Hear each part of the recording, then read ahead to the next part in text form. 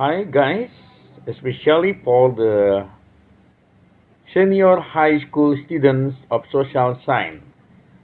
Ya, selamat sore bagi adik-adik saya, khususnya siswa-siswi SMA, SMU atau SMK dalam hal bidang IPS, bidang ilmu pengetahuan sosial.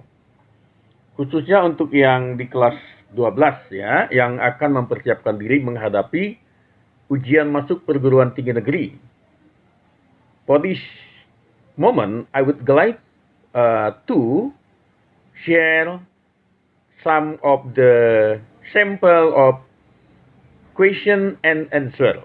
Question and answer ya. Pada saat ini saya, Brother Rudy, selaku praktisi pendidikan, ingin membagikan momen yang baik untuk adik-adik yang jurusan IPS seputar mendalami dan juga mengajak, mengingat-ingat, mereview pelajaran ekonomi yang berkaitan dengan persiapan ujian masuk perguruan tinggi negeri. Number one, for example, contohnya akan saya beri nomor 1 ya. What is the meaning of prosperity or wealthy?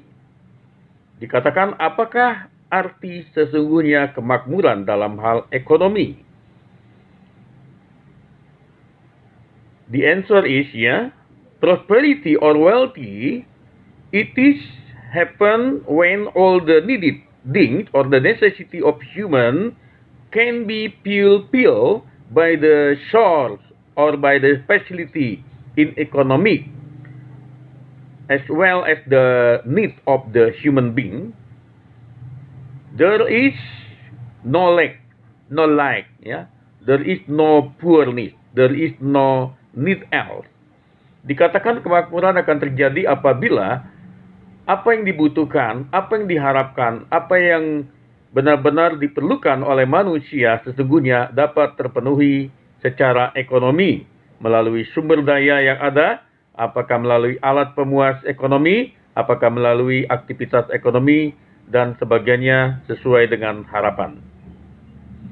We can check now, are we in healthy, in prosperity or wealthy now? Ya, kita boleh cek apakah kita sedang dalam keadaan sehat sehubungan dengan kemakmuran. The health is more than wealth. Sesungguhnya kesehatan lebih daripada makmur. So that we should give thanks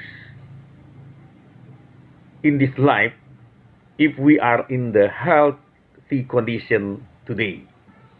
Sesungguhnya kalau kita sedang dalam keadaan sehat walafiat, kita bersyukur itu sudah lebih dari makmur. Okay.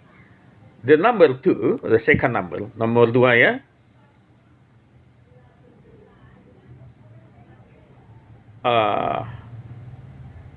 If we think about that, the lack of area of the water in the land,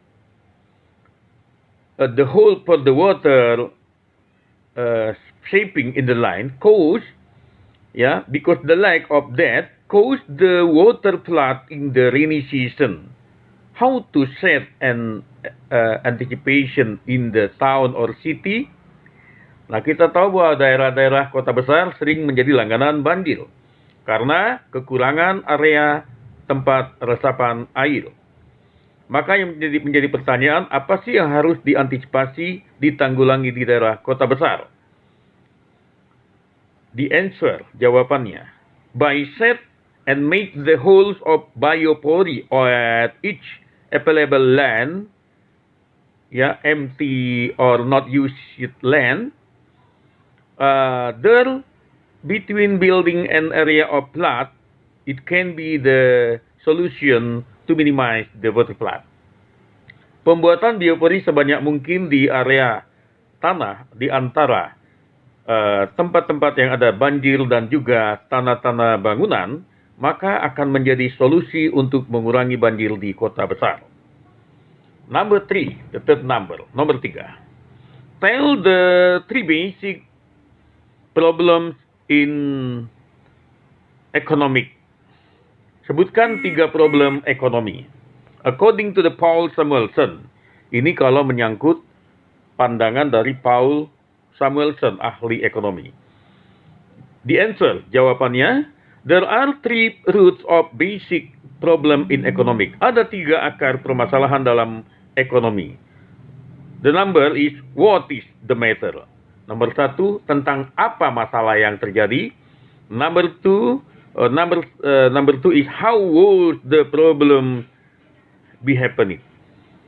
Tentang bagaimana masalah itu terjadi. Kenapa ada terjadi masalah ekonomi? And number 3, for whom the any production to be productive purposing, ya. Sebenarnya untuk siapa sih produk ekonomi itu diadakan? Itu menjadi 3 sumber yang harus dijawab. Number 4, tell the 3 organization of economic. Sebutkan 3 organisasi dalam ekonomi. The answer, there are 3 organization in economic. The number 1 is consumer, the number 2 is production, and the number 3 is dualist relation between both consumer and production group. Adapun dalam ekonomi ada 3 organisasi yang berhadapan. Nomor 1 adalah sebagai konsumen, kita bisa sebagai konsumen. Number 2 is production, sebagai penghasil barang, jasa, itu namanya produsen, dan kita juga bisa di dalam kondisi sebagai produsen. Number 3 is dualist relation between both consumer and production party. Ada kalanya kita sedang berada dalam posisi yang dualis, sekaligus sebagai konsumennya dan sekaligus sebagai produsennya. Itu ada pada negara, ya, ada pada instansi, ada pada lembaga, ada pada koperasi dan sebagainya. Tell number 5, ya, nomor 5. Tell the advanced level of economic. Sebutkan tingkat perkembangan dari ekonomi. According to the Bruno, menurut Bruno, the answer, the first is natura as bartering system way, di mana secara natura dikatakan perkembangan dulu masih sebagai barter, pertukaran barang.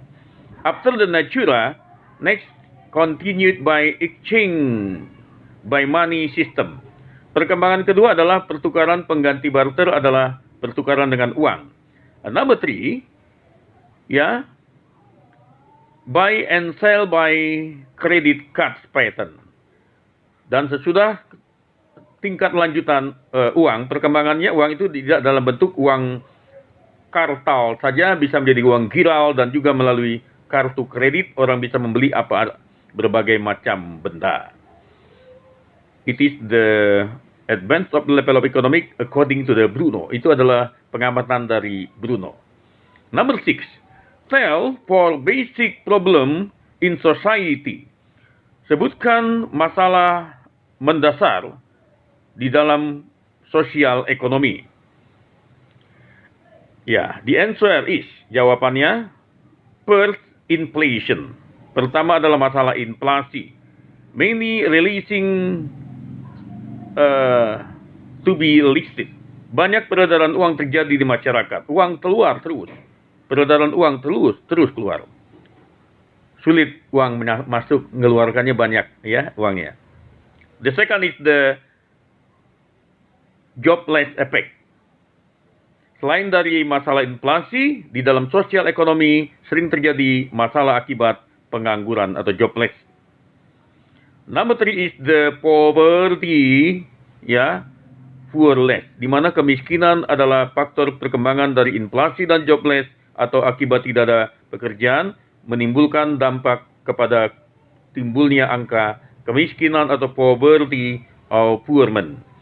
Number 4 is the growth of economic stagnancy. Akibat dari inflasi, pengangguran, dan meningkatnya kemiskinan berdampak kepada pertumbuhan ekonomi yang stagnan di suatu negara atau daerah. Number 7, Nomor 7, mention the meaning of economic is the sign of choice, according to Paul Samuelson. Terangkan maksud dari ekonomi sebagai ilmu sosial dalam hal pengetahuan memilih, berdasarkan pandangan Paul Samuelson. The answer, jawabannya, it means that economic just offer many choice in the utility and distributing the production, but no guarantees to solve the problem itself. Dikatakan bahwa ekonomi itu adalah menawarkan pilihan-pilihan kepada masyarakat tentang apa kegunaan benda yang akan dia pilih atau beli, apa jenis cara mendistribusikan dari produsen pada konsumen. Namun sayangnya menurut Paul Samuelson, dalam ekonomi ini menawarkan ilmu yang menawarkan pilihan tetapi belum menawarkan solusi secara holistik. Dia lebih menunjukkan tentang permasalahan akibat pilihan, tetapi tidak memberikan solusi secara utuh. Nomor 8, tell the meaning of implicit cost. Implicit cost. Dikatakan, sebutkan maksud dari biaya implisit. Implisit ini maksudnya tersirat, tidak tersurat, tidak tertulis, tetapi ya, bisa direnungkan, bisa dipikirkan, bisa dibuktikan keadaannya melalui prediksi atau dianggap dari pengalaman sering terjadi, tetapi tidak boleh dianggap sebagai suatu anggaran.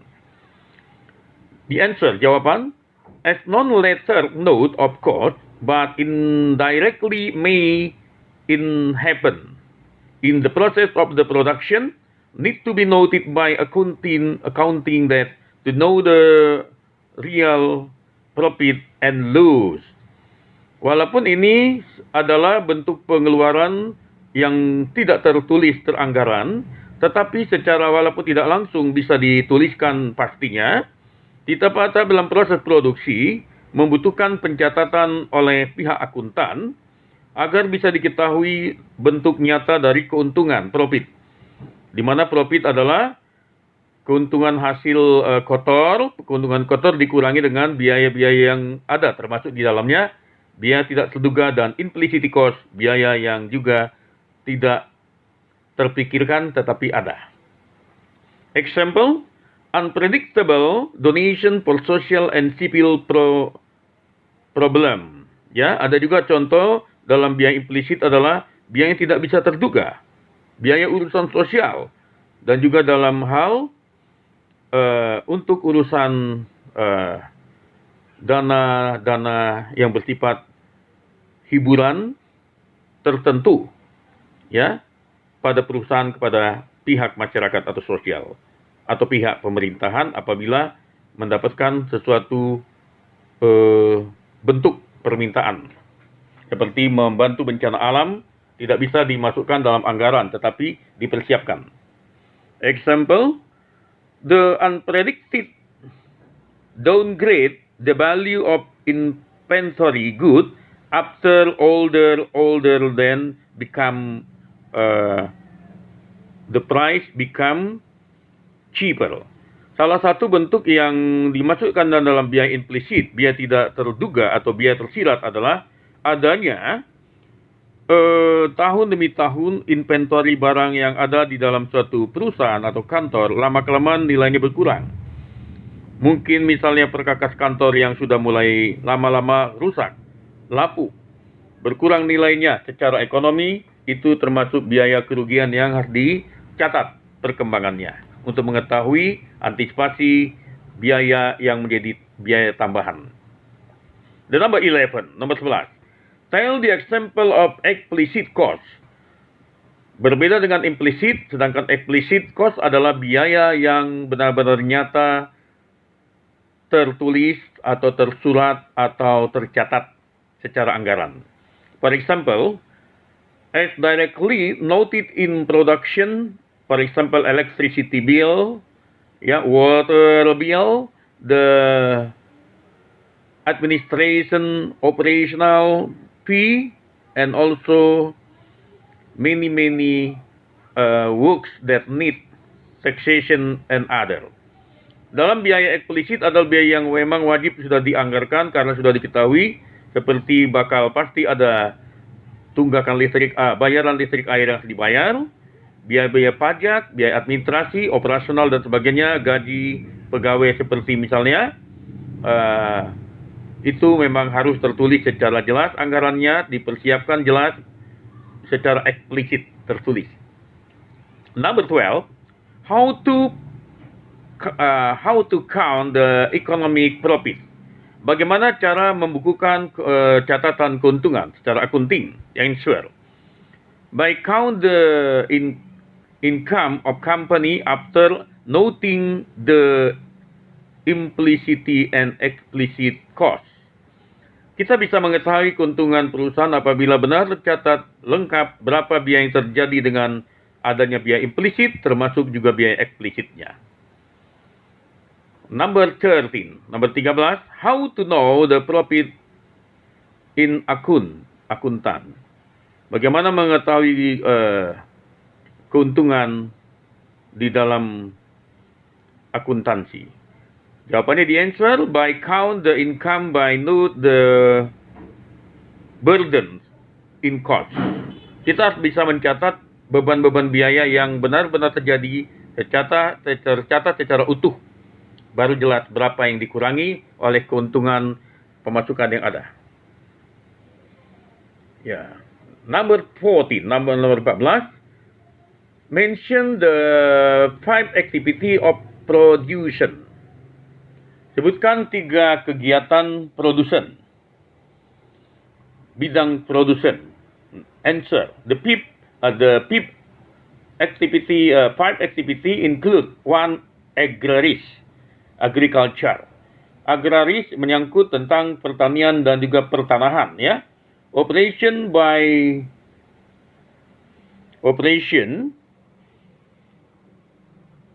handle the land to produce and goods for agriculture. Jadi ini menyangkut pertanahan dan juga pertanian serta barang-barang yang harus diproduksi secara agraris. Number 2 is extractive. Usaha bidang kedua adalah ekstraktif. What is the extractive? Apakah ekstraktif itu? Open business by process the source directly from the nature. For example, mining and fishing. Usaha ekstraktif adalah usaha membuka usaha langsung dari alam, mengambil dari alam. Itu namanya seperti pertambangan langsung dari alam dan juga nelayan yang memancing perikanan dari alam. Number 3, industri perpabrikan, ya. About industry, it is to process from the raw product become semi-usable or usable thing or semi-usable thing. Industri menyangkut segala proses usaha yang berubah dari benda alam yang mentah menjadi semi atau benar-benar matang untuk digunakan oleh konsumen. Number 4, trade business. Ada juga usaha dagang, trading. By grocery, by distribution, and also any activity that distributing. Jadi kalau trading lebih banyak ke usaha bisnis penjualan, usaha dagang yang juga sifatnya bisa berupa distribusi. Pendistribusian barang dari produsen pada konsumen. The fifth, nomor 5. Service and facilitator. Ada jenis usaha yang kelima bernama pelayanan jasa atau service. For example, help by smoothing other party to run any activity as well. Jasa ini sifatnya menguntungkan membantu pada pihak lain yang membutuhkan kegiatan ekonominya lebih lancar, lebih cepat dengan bantuan jasa-jasa operasi dari pihak fasilitator ini. Example, insurance and also education, also the many bureau. Ada juga jasa perantara dan juga jasa asuransi dan juga jasa pendidikan yang sifatnya menguntungkan banyak konsumen untuk urusan-urusan selanjutnya sehingga berguna secara meluas. Number 15, nomor 15. Mention Paul curves in economic. Sebutkan 5 kurva dalam ekonomi. Answer, jawabannya. Number 1 is Isocos curve. Ada kurva Isocos. Yeah. The curve combining two of production factor by equal cost allocation. Di mana kurva Isocos adalah kombinasi kepada dua faktor produksi yang sama, yang alokasi biayanya sama, ya, disamakan. Number 2, isoquant curve. Kurva isoquant. Describing the combination of utility of two production factors to make equal total output. Di mana kurva isoquant menggambarkan kombinasi penggunaan dua faktor produksi untuk membuat total output yang sama. Number 3, budget line curve. Ada kurva berdasarkan anggaran, kurva anggaran, budget line. Combination of two types of goods which need equal budget. Di mana dengan kurva anggaran mengkombinasikan dua tipe barang yang membutuhkan anggaran yang sama. Biasanya dalam bentuk penganggaran secara bersamaan. Number 4, indifference curve. Ada kurva indifference. Describing the combination of utility of two types groups to reach equal satisfaction. Di mana kurva indifferent menggambarkan kombinasi dari penggunaan dua jenis barang untuk mencapai kepuasan yang sama. This curve itself is set at same side with the budget line to get the line cutting. That shows the level of consumer satisfaction. Adapun kurva indifferent ini sebenarnya sama-sama sering disejajarkan dengan kurva anggaran, di mana dengan adanya perpotongan garis, line cutting akan ditujukan tingkat kepuasan konsumen secara utuh. Ya. Oke, inilah sebagian dari pelajaran lanjutan tentang dasar-dasar ekonomi yang harus direview oleh adik-adik. Rajin diulang-ulangi nontonnya. Ajak teman lain, dibagikan pada teman yang lain, yang teman sekelas adik-adik atau teman-teman yang ingin memperdalam ilmu ekonomi. Semoga ketika ada ujian-ujian ekonomi, semakin sering menjadi rema yang baik, ya, menjadi ingatan yang baik. Tidak sulit menjawab pertanyaan-pertanyaan ketika ujian. Good luck. Semoga berhasil dan sukses adik-adik saya. Jangan lupa bagi yang belum subscribe YouTube saya ini supaya mudah untuk mendapatkan informasi berguna di lain waktu. Terima kasih untuk menyaksikan. Sampai ketemu di channel waktu berikutnya.